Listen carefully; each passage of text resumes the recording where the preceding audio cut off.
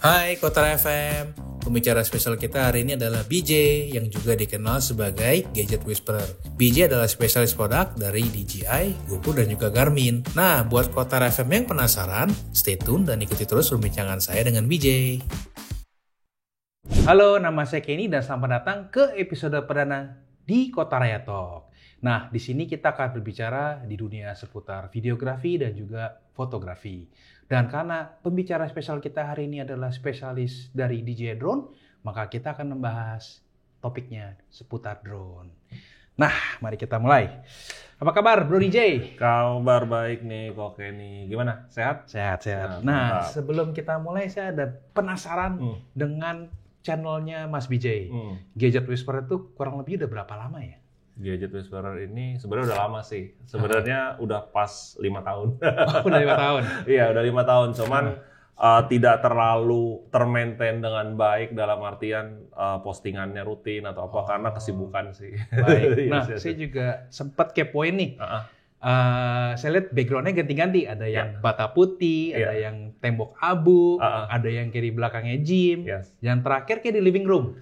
Nah, kalau boleh tahu, itu sebenarnya di kantor atau emang di rumah Bro BJ sendiri? Jadi awal-awal mulanya tuh cuma di kamar anak saya awalnya. Asal mulanya bener-bener awal mula. Jadi saya modifikasi pakai wallpaper doang. Udah gitu akhirnya kesini-kesini makin nego sama istri, ada kamar yang tadinya buat gudang, jadi dipindahin gudangnya, dan saya rapihin, saya cat, saya kasih peredam, bla bla bla, dan saya beli alat, beli lighting segala macam, jadi lebih serius lah gitu supaya tampilannya lebih menarik gitu menarik, kan. Nah makin kesini lebih fleksibel, jadi saya nggak mau matok bahkan kalau bisa outdoor sekalian gitu kan sebenarnya. Karena apa? Supaya ada variatif, nggak bosen.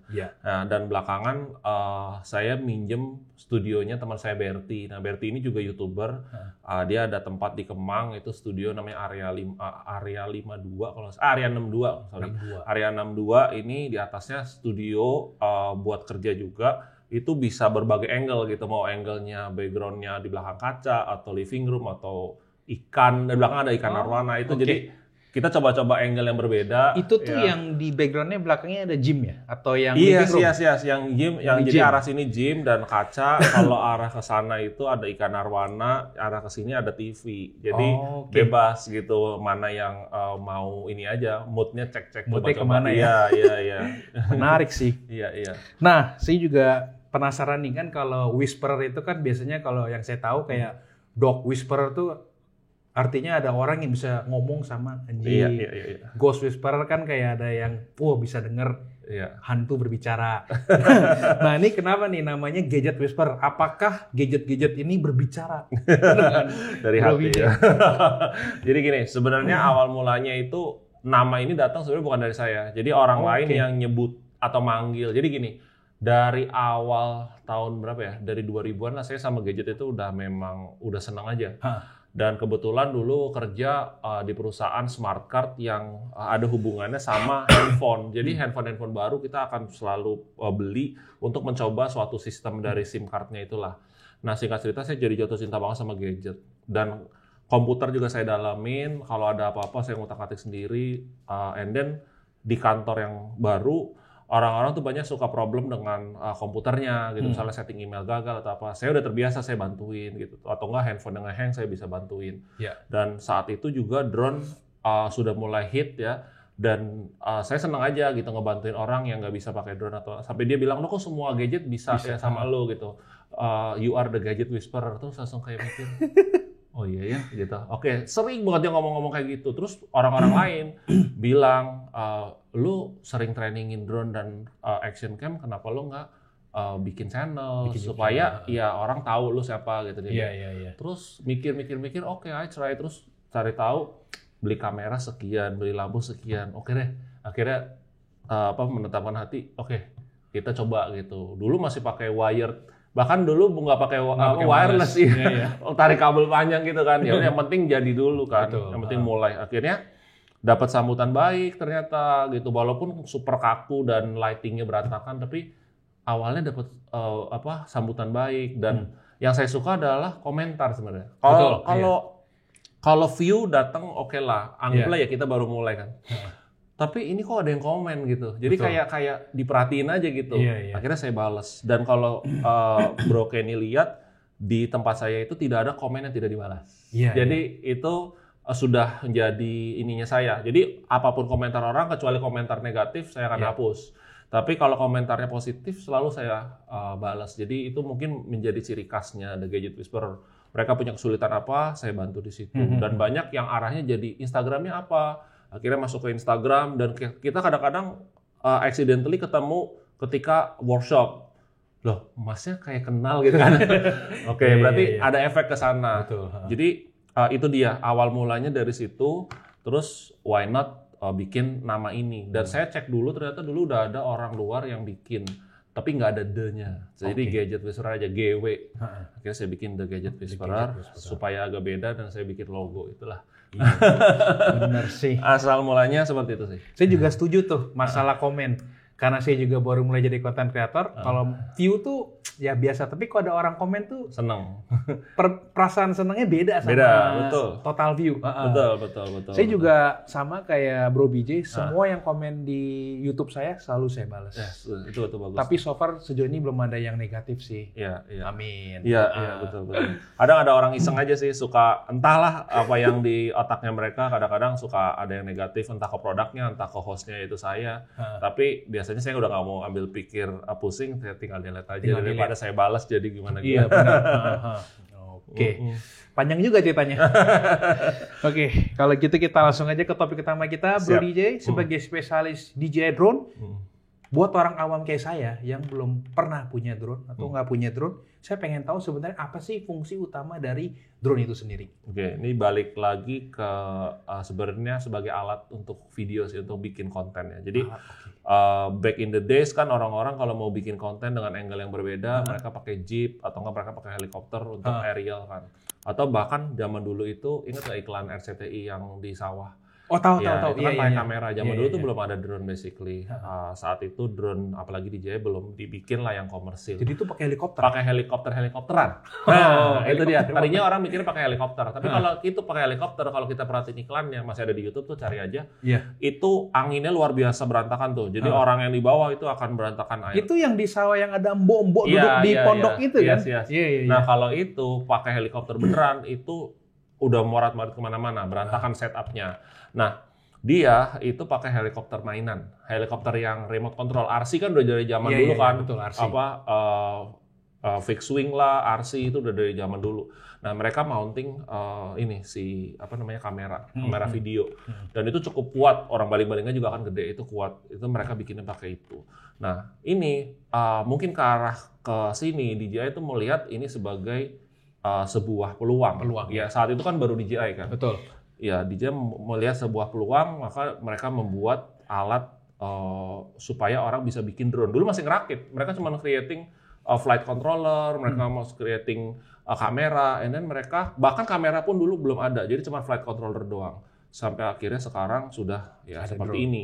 Tujuannya, kalau yang ini kan consumer, tujuannya adalah untuk supaya orang awam kita ini bisa create konten dengan angle yang berbeda. Sebenarnya sesimpel itu sih. Tujuan ujungnya walaupun untuk profesional sekalipun ya itu bisa juga. Sebenarnya cuma buat untuk ngambil konten dengan angle yang berbeda ya. Yes. Nah, drone ini sebenarnya aman nggak, Bro? Kalau kita terbang nih di kondisi hujan ataupun turun salju. Memang di Indo nggak akan ada turun salju, tapi just in case kalau saya pengen bawa jalan-jalan ke kota yang mungkin ada saljunya, nah itu sebenarnya aman nggak kalau diterbangkan di kondisi seperti itu?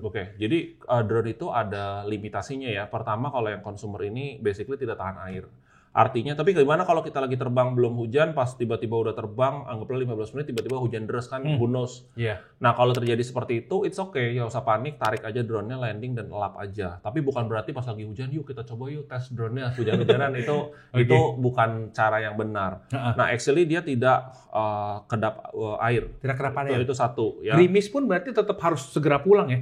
Ya, kalau misalnya harus banget terbang, istilahnya contoh nih, kita lagi gerimis-gerimis, kita mau meliput sesuatu yang urgent. Kan wartawan sekarang udah pada pakai juga. Nah, itu nggak apa-apa. Kalau gerimis kecil ya. Tapi kalau udah yang hujan deras ya jangan. Ada drone-nya yang bisa, tapi yang di sini tuh tidak didesain untuk itu. Terus kalau udara dingin itu limitasinya di -10 sebenarnya. -10. Nah, walaupun turun salju. Nah, itu ya. Turun salju itu mirip sama hujan basically. Iya, benar. Nah, kalau turun salju saya tidak sarankan karena kadang-kadang salju turun disertai angin. Nah, itu anginnya tergantung kenceng atau enggak. Itu tidak, visibility-nya juga terganggu sih basically. Ketika kita lagi mau nge-remote drone-nya lagi ada salju turun dan ada angin, itu kita sebagai pilot nggak nyaman. Jadi saran saya di environment yang ada saljunya boleh terbang, boleh. Cuman ada baiknya baterainya dipanasin dulu. Jadi kita take off, kita naik turun sampai suhunya cukup di atas 40 misalnya atau 39 kita baru maju. Pernah kejadian zaman dulu, untung teknologi sekarang udah lebih bagus. Dulu di DJI Spark pernah terbang di danau beku di Korea. Baru terbang gini dia nggak panasin, langsung maju. Pas begitu maju di sini di titik danau itu mungkin ada suhu yang benar-benar drop, ya frozen, baterainya frozen langsung 0, dari 100 langsung 0 jatuh. Baru tahu saya, menarik nih. Iya, makanya drone ini ada limitasinya. Mungkin itu suhunya mungkin udah di bawah -10 mungkin ya. Mungkin. Tapi apakah ada aksesoris khusus yang bisa buat drone ini tuh aman untuk terbang di kondisi hujan dan maupun salju? Kalau drone kayak yang raincoat-nya gitu loh maksudnya. Nggak ada. Kalau untuk yang ini nggak ada. Tapi kalau drone yang arahnya udah jenisnya enterprise yang untuk itu biasanya itu dilengkapi kedap area yang bagian-bagian mesinnya atau bagian motornya itu ini. Jadi hujan deras pun is okay. Aman ya. Aman, tapi beda, bukan consumer drone, enterprise drone. Gitu, iya. Enterprise drone. Oke, baik. Nah, ini kan kebetulan nih udah mau dekat Desember, saya akan pergi ke Malaysia atau berlibur ke Penang. Sebenarnya kalau saya pengen bawa drone ini, itu gimana? Ada nggak rule spesial yang harus saya register dulu drone-nya, atau tinggal saya taruh ke koper saya, tas saya sih bisa langsung terbang ke Malaysia? Tergantung mau bawa drone yang mana. Oke. Kalau drone yang ini nggak perlu. Nggak perlu. Ini Mini 4 Pro. Mini series itu biasanya di bawah 250 gram. Ini pun sebenarnya nggak perlu. Ini 135 gram doang. Jadi ada regulasi yang mengatakan kalau drone di atas 250 gram, kita perlu register. Baik itu drone-nya ataupun pilotnya. Nah, register tentunya ada yang bayar atau yang tidak. Dan kalau keluar negeri, kita juga disarankan, kita udah punya license dulu di Indo. License drone. Nah, kalau di bawah 250 gram, basically kita tidak perlu license. Jadi kita punya ini, siapapun boleh terbang. Boleh terbang, ya. Nah, kembali lagi, di mana boleh terbangnya, itu depends on area. Contoh, di Indonesia pun, kita pakai Mini, kalau terbang di Sudirman pasti ditegur suruh turun. Kalau kita nggak punya izin. Begitu juga di, misalnya kita ke KL. Ke KL itu, di daerah Twin Tower misalnya itu nggak boleh terbang basically. Nah, orang-orang yang terbang bisa dapetin Twin Tower biasanya nginep di hotel yang areanya dekat situ, terbang dari kamar mungkin. Ya jadi colong-colongan lah. Iya, tapi kalau kita bawa drone yang ini dan ini atau ini di atas 250 gram, kita harus register dulu by online. Kita masukin semua data termasuk paspor dan kawan-kawannya. Kalau ke Jepang itu kemarin bayarnya 175.000 perak doang. Jadi KPI-nya tuh lebih di beratnya ya? Bobotnya ya. Karena ini masuknya rekreasional drone. Di bawah 250 gram rekreasional. Saya kemarin ke Sydney bawa juga. Itu terbang, tapi ada kerennya di sana ada aplikasinya. Ada dari jamnya boleh terbang kapan sampai kapan. Area yang boleh terbang di mana, yang nggak boleh terbang di mana. Jadi ada aplikasinya. Kalau di negara lain mungkin juga sama. Di Indonesia sepertinya tidak ada. Nah, kan kalau kita mau terbangin kan kita harus download DJI Fly tuh. Nah itu kan juga ada GPS-nya. Kadang dia juga info ini fly to safe. Nah apakah kalau saya bawa dan saya nyalain itu juga dapat ya informasi seperti itu?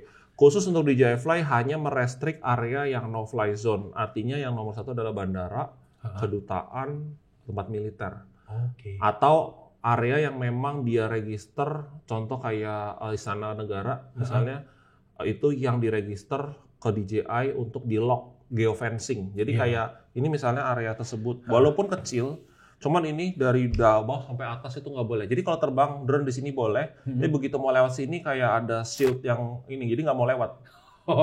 Tapi kalau kita udah di dalam sini mau take off nggak bisa. Nggak bisa, Kalau DJI Fly lebih sebatas itu. Tapi kalau aplikasi yang dibuat per negara, itu benar-benar secara gamblang di perkotaan itu biasanya merah. Pas masuk ke taman boleh, tapi nggak boleh keluar dari taman itu. Bukan berarti kita bisa take off di situ terus kabur ke gedung gitu. Itu benar-benar strict. Kalau kita kena, mau negara apapun kena itu dendanya besar, hati-hati. Di Singapura pun gede. Jadi kalau di Malaysia kira-kira kalau saya pengen terbangin di Genio saya harus cek kemana nih? Nah, biar aman. Ya, itu harus cek dulu di Google. Jadi karena beda-beda ya di googling aja untuk penerbangan drone di Malaysia itu seperti apa. Intinya sih jauh dari keramaian itu nomor 1. Yeah. Pokoknya tempat-tempat yang luas kayak taman itu biasanya bisa. Tapi area situ doang. Area situ doang. Jadi jangan meng-crossing mentang-mentang di sana ada misalnya ada pulau dari situ bisa nyebrang sebenarnya. Cuman nggak boleh. Jadi cuma di situ aja. Oke.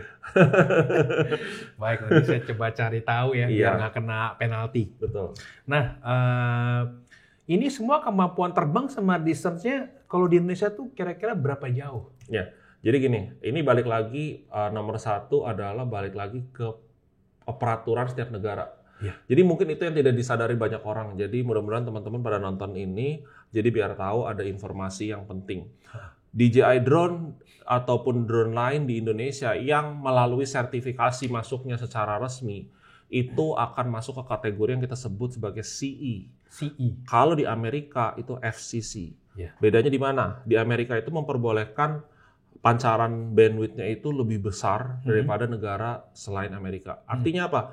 Kalau kita nerbangin Mini 4 Pro di Amerika sama di Indonesia dengan kontur dan area yang mirip. Yeah. Ini bisa mungkin anggaplah 4 kali lipat lebih jauh daripada di Indo.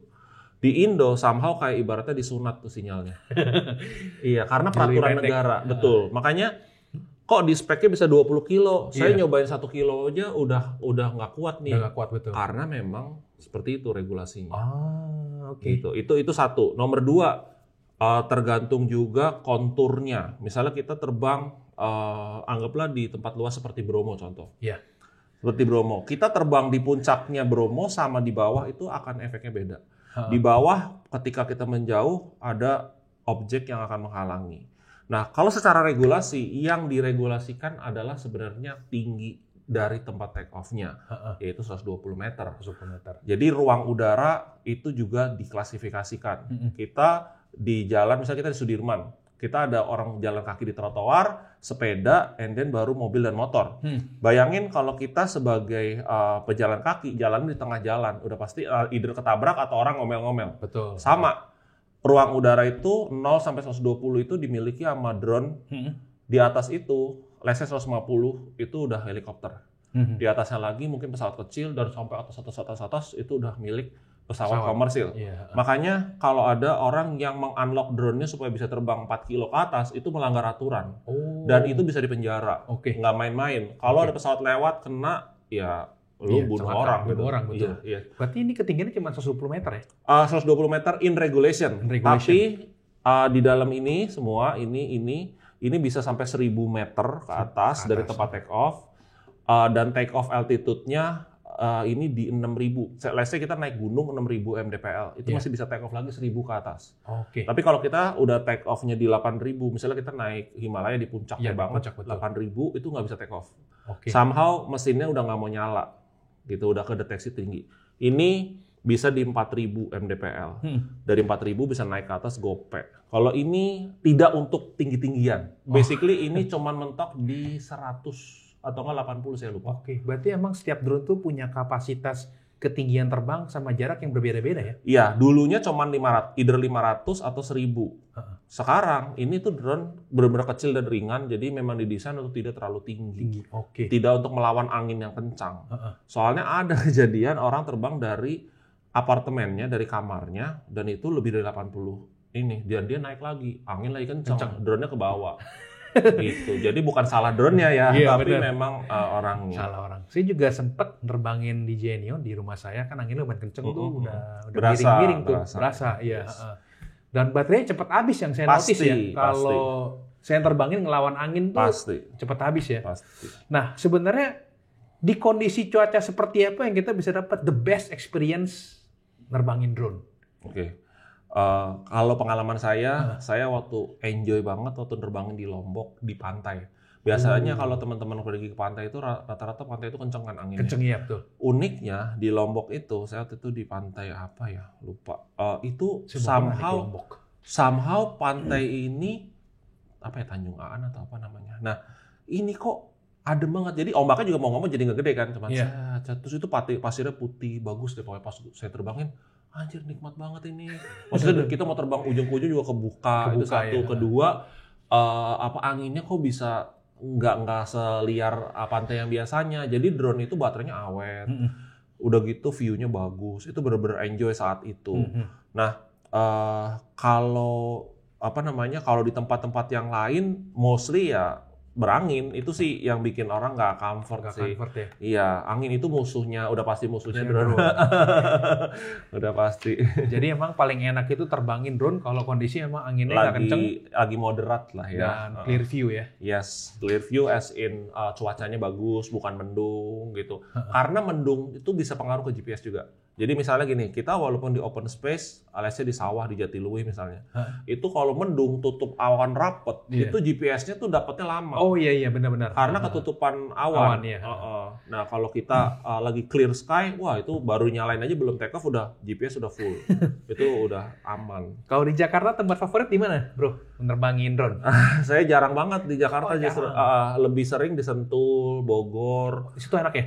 Sentul sama Bogor itu enak. Sentul itu sebenarnya nggak terlalu jauh pertama, dan banyak spot-spot yang bagus. Nah, saya mau ke Sentul nih, weekend ini. Di mana nih lokasinya?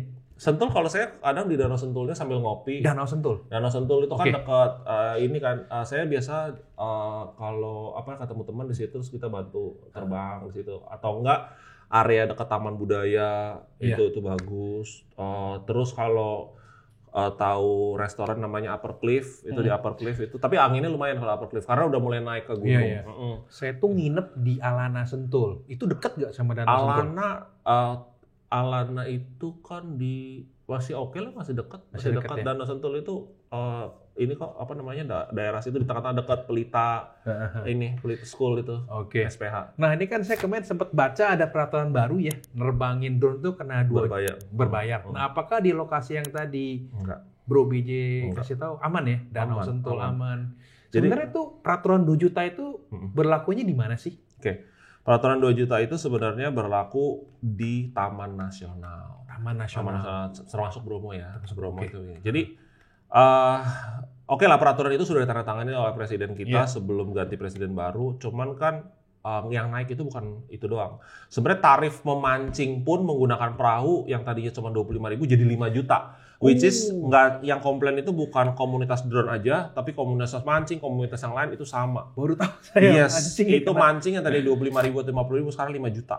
Itu di daerah tertentu ada. Nah, maksud saya adalah, saran saya adalah mungkin ada yang nonton.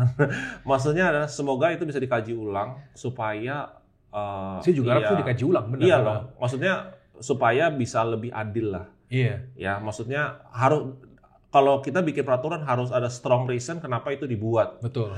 Contoh, misalnya kita di negara lain, misalnya di Singapura, tidak boleh minum dan makan di dalam MRT-nya misalnya contoh. Iya, betul. Ya kan? Alasan yang kuat adalah supaya tidak kotor. Bersih. Dan itu dendanya masih reasonable, misalnya $500 itu saya rasa masih oke. Bukan 5.000 ya? Kayaknya dulu sekarang udah 5.000. Iya. Kayaknya gede deh. Kayaknya sekarang udah 5.000. Iya. Sekarang udah 5.000. Tapi itu kan sesuatu yang memang harus dipatuhi. Betul, maksudnya ya kan supaya tidak dilanggar lah. Iya. Nah, ini alasannya tadinya di Taman Nasional itu yang setahu saya adalah tidak boleh menerbangkan drone. Di Australia, Taman Nasionalnya itu merah, nggak boleh terbang. Bener-bener lu nggak bayar pun nggak boleh gitu, karena akan mengganggu satwa. Benar. Mengganggu satwa. Nah, di Indonesia mau bikin peraturan 2 juta, tapi kalau orang sanggup bayar 2 juta, artinya dia bisa mengganggu satwa dengan bayar 2 juta. Berarti bisa semena-mena kan? Iya, artinya kan? Seperti itu kan jadinya. Jadi masih bingung nih, kalau memang mendingan nggak boleh sekalian. Betul. Daripada lu pasang tarif jadinya orang-orang tertentu tetap boleh. Sama kayak peraturan di mall ya, nggak boleh foto atau video pakai kamera, tapi pakai HP boleh. Nah iya. Sebenarnya kamera handphone udah bagus. Iya. Memang peraturan harus tegasin, saya juga setuju sih. Iya. Sayangnya juga kalau kita beli yang Nio, kan harganya hampir mirip dengan tarifnya ya.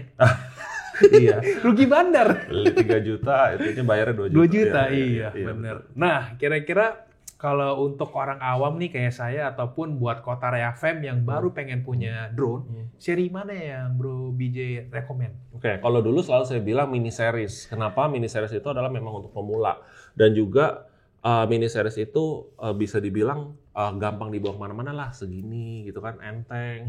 Udah gitu kita mau naik gunung juga silakan dibawa, gampang. Dan ini untuk yang Mini 4 Pro apalagi specifically ini udah ada sensor tabraknya, jadi kalau mau kena pohon atau apa dia bisa ngerem kan, atau enggak menghindar. Nah dulu saya bilangnya seperti itu. Nah sekarang ada opsi yang namanya benar-benar ini tuh benar-benar untuk non-drone user yang pengen mencoba drone. Nah, Neo ini keunikannya adalah dia bisa dikendalikan tanpa menggunakan alat bantu seperti handphone atau remote sekalipun. Jadi dia bisa auto following. Nah, mungkin DJI membuat ini pun jadi mau lihat market. Jadi rata-rata orang nerbangin drone itu adalah kepengen di-follow, kepengen diikutin. Entah dia lari, sepeda, atau naik mobil mungkin, atau apapun lah, atau lagi sama keluarganya. Cuman mereka nggak mau ribet, mesti ngeluarin remote, jadi ciptain ini. Takutan kedua adalah takut nabrak dan rusak. Ini nabrak, saya pernah nabrak jatuh 5 meter dari atas, habis nabrak pohon jatuh 5 meter. Saya udah nabrak tuh. Nggak apa-apa gitu. Pernah retak kayaknya tuh, ada tuh di baling-balingnya. Oh iya, kalau baling-baling retak masih nggak apa-apa, masih bisa tinggal diganti saja. Bagian sini saya lupa ada pernah jatuh. Iya, ini tuh kuat gitu. Dan ini harganya pun terjangkau. Makanya ketika ini keluar, ya laku keras. Jadi sebenarnya DJI drone ini anti banting ya? Ini aja. Kalau ini nggak boleh. Oh itu nggak boleh. Ya pokoknya yang aerial, kita nyebutnya aerial drone. Jadi yang anti banting cuma Neo ya? Iya, Neo. Yang kalau jatuh, ini juga ada protektor, ini Avata. Cuman kalau kenceng banget ini bisa bengkok juga sih ini nih. Kalau ini nggak tahu udah kayak badak aja nih, saya udah nabrakin berapa kali kenceng. Ini sih udah sempet sama saya tes jatuh 2 kali, di sini juga sempet jatuh, tapi so far aman sih. Ya paling lepas baterainya paling. Belum pernah terjadi. Belum pernah juga. Oh itu saya kenceng banget sih sampai lepas baterainya. Belum pernah terjadi. Tapi ini the reason kenapa saya beli, yang mungkin cocok juga untuk pemula ya, karena starting price-nya tuh sangat menarik buat saya. Betul. Saya nggak punya drone dan akhirnya saya beli karena startingnya cuma 3 juta. Sedangkan yang lain tuh lumayan mahal ya, 5-6 juta bisa mikir 2 kali tuh. Tapi karena ini harga cuma 3 juta dan bisa terbangin pakai di tangan, menarik sih. Dan yang penting adalah orang fun.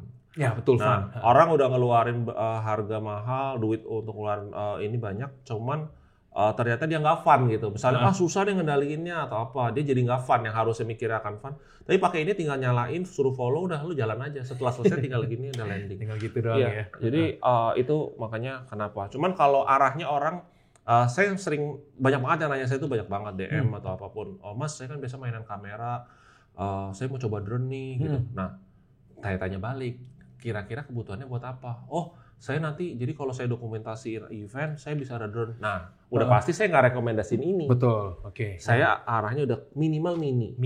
Iya, mini. Sering indoor nggak? Iya Pak, suka kalau buat kondangan, oke. Mini masih bisa, karena kalaupun gelap, dia lampu akan nyala. Kalau itu nggak ada lampunya. Oh ya, oke. Iya. Nah terus, kalau yang agak gedean boleh nggak? Boleh aja, sebenarnya boleh aja. Cuman kembali lagi, kalau benar-benar masih baru memulai, saran saya coba ini. Toh ini pun low light-nya pun bagus banget. Nah, si mini ini bisa di mounting action cam nggak? Tidak didesain, aerial itu tidak didesain untuk mounting action cam. Walaupun tetap ada yang membuat mountingnya supaya bisa. Ya, kenapa tidak didesain untuk? Jadi gini, beda sama drone FPV. Drone FPV itu kita bisa terbangkan yang namanya pakai manual mode. Betul. Nah kalau ini kan nggak ada manual mode, adanya sport sama normal doang. Yang mana dia berusaha mau buat drone-nya steady. Ketika ada beban, dia akan goyang. Saya pernah waktu itu taruh action cam di atas ini, begitu terbang itu begini, malah jadi liar.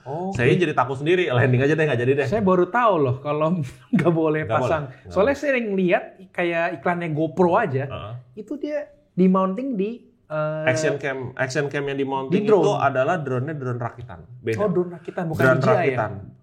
Mesinnya DJI, tapi dirakit pakai frame-nya custom. Oke. Jadi ini kan drone pabrikan. Kalau rakitan itu kita beli frame-nya mau pilih yang mana, motornya mau sekuat apa, blade-nya seberapa. Ini tuh kita nyebutnya 3 inch. Kalau yang buat ngangkut gendong kamera minimal 3,5 inch. Minimal. Baling-balingnya lebih besar ya? Lebih besar. Yang idealnya berapa inch? 5 inch ke atas. Jadi kalau yang pernah lihat tuh ada YouTuber teman saya juga namanya Andrea Ramadan, dia itu terbangin dari dasar gunung sampai puncak 5 kilometer. Nah, dia pakai drone custom yang baling-balingnya 10 inch segini baling-balingnya. Okay. Dia itu drone-nya gede, baterainya besar sekali, dia carry action cam. Ya, itu nggak jadi masalah. Itu mau carry yang lebih berat juga nggak masalah karena memang drone-nya custom. Oke. Baru tahu saya. Saya kira DJI drone ini bisa carry action cam. Berarti semua seri DJI tidak direkomendasikan. Direkomendasikan. Ada yang masih masang di sini, cuman bisa nggak stabil, and then kecemplung lah apalah. Berarti mountingnya dan aksesorisnya tuh custom sendiri ya? Ada yang jual di Topet. Iya, sayangnya ada yang jual. Jadi orang mencoba. Jadi di sini kemarin ada yang pakein. Oke. Ya, tapi kalau dari official DJI tidak merekomendasikan. Yes. Dan juga nggak ada ya aksesoris yang nggak ada official aksesoris yang untuk mounting action cam, tidak. Oke, siap. Oke, ini kan saya sempat lihat produk DJI drone itu ada berbagai macam seri. Ada Mavic, ada Phantom, ada Avata, ada Inspire. Nah, kira-kira itu dikelompokkan untuk siapa aja tuh seri-seri itu? Oke, jadi sekarang karena ada Neo, jadi Neo ini menempati area paling bawah, di bawahnya Mini ya. Secara harga juga sama ya. Secara harga juga sama, secara kelompok juga dia benar-benar untuk pemula. Tapi even though profesional masih suka aja beli ini untuk penambah koleksi, iya, untuk seru-seruan juga sama teman-temannya, iya. Karena ini unik ya. Yang lain belum ada bisa terbang tanpa apa-apa. Nah, jadi bawah Neo, terus mini series, ada Mini 3, Mini 4S, Mini 4K, ada ini. Udah gitu, ini sebenarnya begini harusnya R series sekarang udah R3S kan? Iya, betul. Bentuknya masih sama. Ya, jadi medium size drone untuk consumer itu R. Jadi ada gap dari sini ke sini terlalu jauh. Ini profesional. Oh, ini profesional. Yes. Ini seri apa nih? Mavic-nya sekarang udah 3 dan ini yang 3 Pro yang kameranya ada 3. Ini skalanya profesional. Artinya kalau kita mau memulai, ya mulailah either dengan ini atau dari Neo dan Mini ya. Ya, stepping up-nya ada ke sini. Nah, ini biasanya dipakai untuk orang-orang yang memang seorang landscaper atau enggak videographer profesional karena kemampuannya beda banget. Dari mulai daya jelajah, udah gitu kameranya ini micro four third kan, Hasselblad, udah gitu zoomnya lebih jauh, kemampuan tadi take off altitude-nya gini, bagus deh pokoknya. Nah, kalau yang orang ibaratnya kaum mendang-mending nih ya, yang bingung nih, gua mau kemana nih ya, tapi gue pengen bisa juga untuk pekerjaan yang profesional, tapi budget gue mungkin misalnya nggak nyampe 30 juta ya ini. Ini untuk traveling masih ya oke lah. Ini seri apa tadi? Ini R. Oh, seri R. Yang baru kan L3S. Ini R.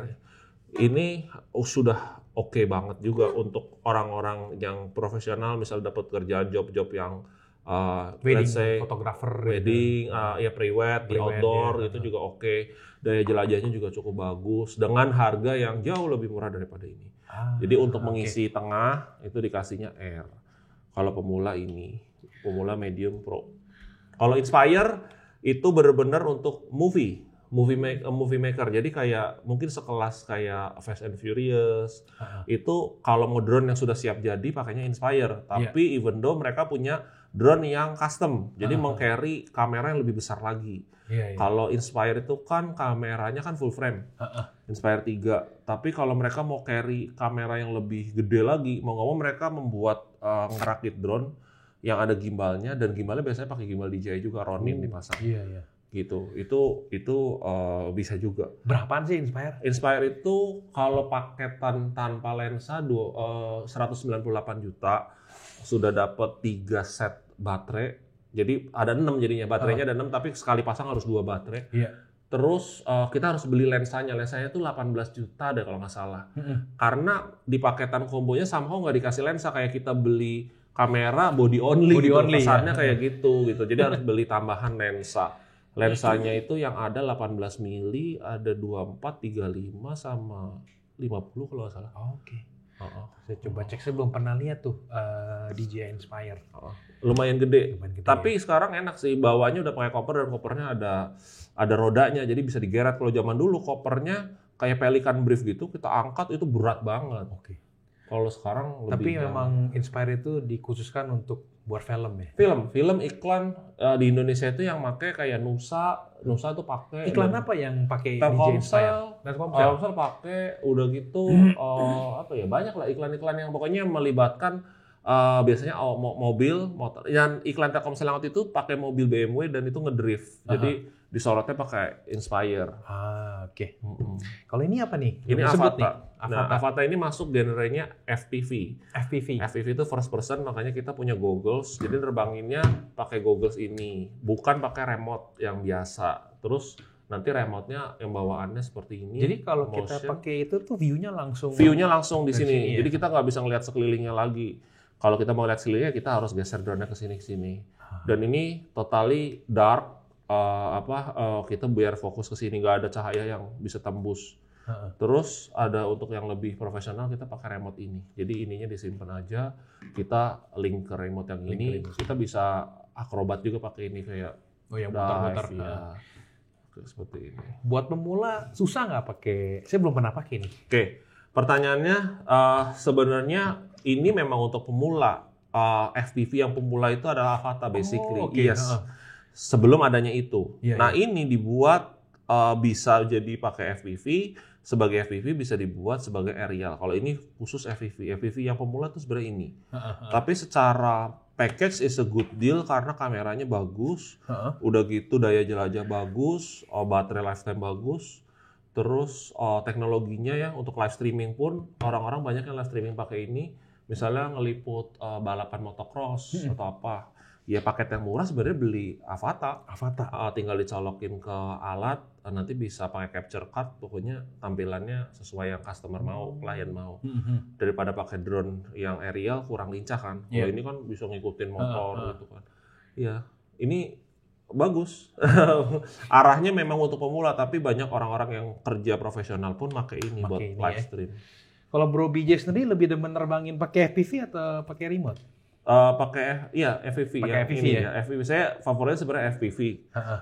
Cuman tergantung lagi dibutuhkannya apa. Kalau saya misalnya lagi ngeliput eventnya itu mau yang steady shot, saya pakai yang drone seperti ini. Kebetulan di rumah adanya ini sama ini, R nggak ada. Jadi saya punya ini sama ini. Gitu. Seri favorit? Masih yang ini sih. Sebenarnya karena fun sih. Karena fun terbangnya. Iya, karena fun. Karena kita menikmati ketika terbang. Gitu. Ketika membuat kontennya itu kita berasa kayak ngikut drone-nya. Kayak ngikut drone-nya ya. Gitu. Pengen nyoba nih. Saya belum pernah nyoba nih si FPV ini. Nah, berarti setiap seri itu daya terbangnya beda-beda ya? Beda-beda. Baterainya maksud saya. Beda-beda. Paling lama yang mana? Yang ini. Berapa lama nih? On spec sih 46, tapi real time 35 lah. Paling pendek berarti Neo? Bisa dibilang Neo 18 menit ya? Itu speknya, ya real time-nya bukan 8 sih, 10 sampai 12 lah. Iya. Sama ini sebenarnya sama 18 menit juga. Oh, ini juga sama. Kalau Mini? Mini lama. Mini itu on spec-nya yang baterai plus itu 40-an menit juga. Ya, realnya 30 lah. 30 menit? 30 menit. Itu udah bosen itu 30 menit juga udah lama. Siap. Ya. Nah, jadi kemarin itu ada customer datang ke Kota Raya nih. Dia nanya, ada nggak drone yang nggak bising? Yang dalam arti kata kipasnya tuh nggak berisik. Nah, kira-kira ada nggak sebenarnya? Kalau suruh pilih 3 ini, yang tidak bising ini. Ya, pertama dia memang tiga-tiganya sudah low noise propeller. Jadi beda sama Mavic Air zaman pertama itu berisik. Boleh kita nyalain nggak ya? Ini bisa nyala. Tapi remote-nya nggak ada. Jadi kalau belum take off ya masih kayak gini. Tapi kita naikin ya. Adem kan suaranya segini. Oh, ini yang paling adem nih suaranya adem. Ya? Naikin lagi. Tuh. Jadi kalau nah ini bunyi karena sensor. Sensor ya? Ya, kalau gue matiin sensornya dia berhenti. Ya. Kayak gini. Ini tuh adem banget gini. Coba aja kalau yang ini. Udah tahu dong. Oh, udah tahu. Ya. Kalau yang ini lebih bung gitu. Yang ini lebih ngebas lagi. Karena juga kan bobotnya beda. Iya. Berarti yang paling soft adalah seri Mini ya? Oke, kita landing ya. Siap.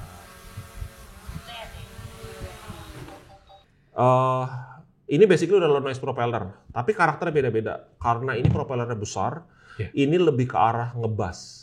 Oke. Ya, udah gitu, ini juga agak semi ngebas. Kalau ini tuh light banget, gitu. Kalau ini mendesing nih, kenceng. Ini agak berisik bener. Ya, ini mendesing. Avata waktu Avata 1 keluar itu juga berisik. Yang ini dia tidak berisik. Nah, tidak berisiknya bukan karena baling-balingnya, tapi strukturnya. Avata 1 antara baling-baling satu dan sebelahnya itu segini mepet. Kalau sekarang direnggangin. Oke, Jadinya itu suara bisa neken. Nah, sekarang udah berani nulis 81 desibel. Semua drone DJI sekarang udah berani nulis 81 desibel. Apa tuh artinya 81 desibel? Tingkat kebisingannya 81 desibel. Kalau kita ukur pakai alat itu nggak lebih dari itu. Oke. Paling rendah tuh berapa desibel? Biar yang orang awam itu sudah rendah. 81 tuh paling rendah. 81 itu udah rendah. Oke.